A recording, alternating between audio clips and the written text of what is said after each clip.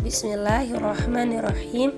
Assalamualaikum warahmatullahi wabarakatuh. Pada kesempatan ini saya akan memaparkan materi workshop kewirausahaan KKL 2026 yang bertujuan untuk menumbuhkan semangat berwirausaha serta memberikan gambaran dasar mengenai peluang usaha.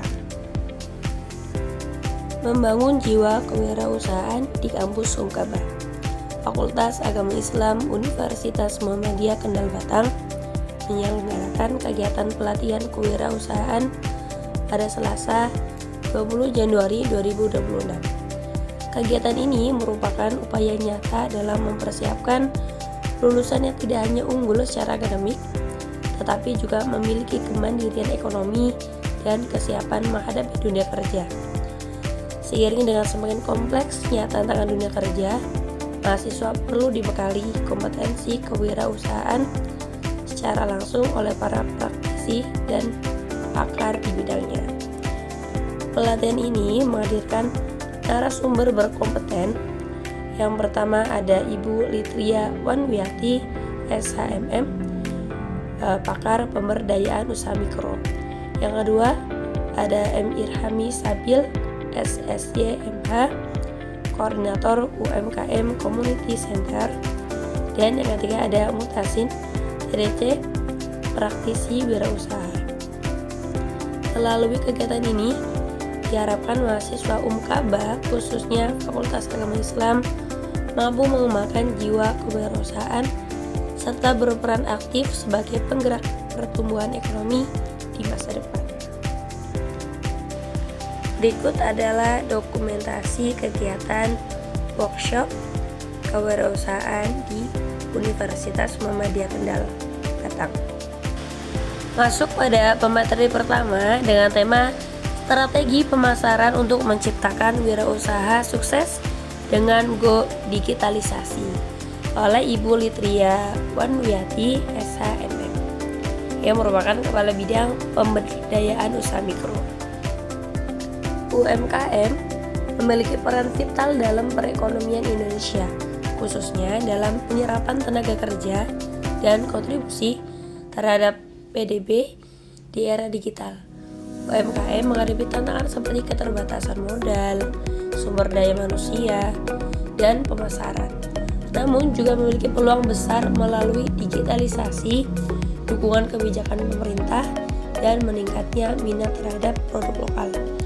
Untuk menciptakan wirausaha UMKM yang sukses, diperlukan strategi terpadu meliputi penguatan permodalan, peningkatan kualitas sumber daya manusia, serta penerapan pemasaran digital yang efektif dan berkelanjutan.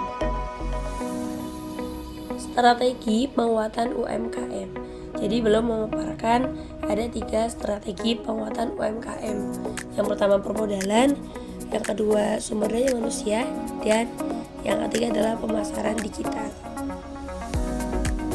Peluang UMKM. Yang pertama perkembangan teknologi digital, yang kedua kebijakan pemerintah yang pro UMKM, yang ketiga meningkatnya kesadaran masyarakat membeli produk lokal, dan yang keempat adalah pertumbuhan ekonomi kreatif. Tantangannya ada akses permodalan terbatas, kualitas sumber daya manusia masih rendah, kendala pemasaran dan pemanfaatan teknologi. Yang terakhir adalah proses perizinan yang rumit. Memasuki materi yang kedua, yaitu penguatan industri UMKM dan potensi lokal, yang disampaikan oleh Bapak Muhammad Irhami Sabil, SSY MH, yang merupakan Koordinator UMKM Community Center. Peran UMKM dalam pembangunan ekonomi nasional. Yang pertama, sebagai tulang punggung ekonomi nasional, data kontribusi PDB nasional sebesar 61% atau 9.380 miliar rupiah. Yang kedua, penyerapan tenaga kerja lokal yang signifikan, hampir 97% skala nasional. Yang ketiga, kontribusi terhadap pasar ekspor nasional sebesar 15,7%. Yang keempat, terdapat 64 juta unit UMK senasional yang terdaftar NIP.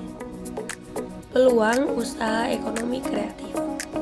Yang pertama, kuliner, lokal dan styling food dan catering, ada fashion dan handcraft, desain visual, arsitektur, furniture, percetakan dan animasi. Dan yang keempat, pariwisata alam dan buatan. Tantangan dan hambatan UMKM. Akses ke pembiayaan, kesulitan mendapatkan pinjaman dari bank.